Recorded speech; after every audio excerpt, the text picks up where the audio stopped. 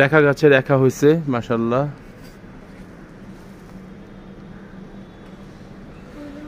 লেবু গাছ ছাঁটাই করে দিলাম। ঢেঁড়স গাছে বর্ষাকালে প্রচুর ঢেঁড়স হয়, একটা ঢেঁড়স নিতে নিতে আর একটা ঢেঁড়স বড় হয়ে যায়, এগুলি রেখে দিয়েছি, মানে বিচি করবো ইনশাল্লাহ। আর এটা হচ্ছে সাগর কলা গাছ, সাগর কলা,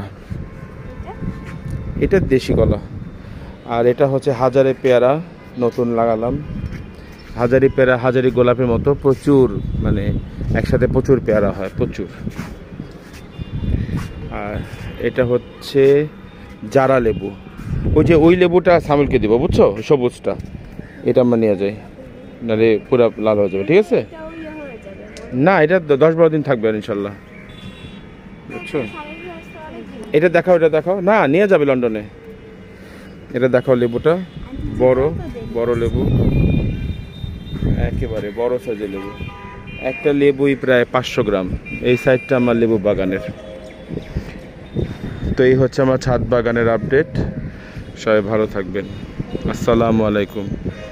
হ্যাঁ বলো, কি কি শুকায় নাই? কাপড়, কাপড় কাপড় শুকায় নাই?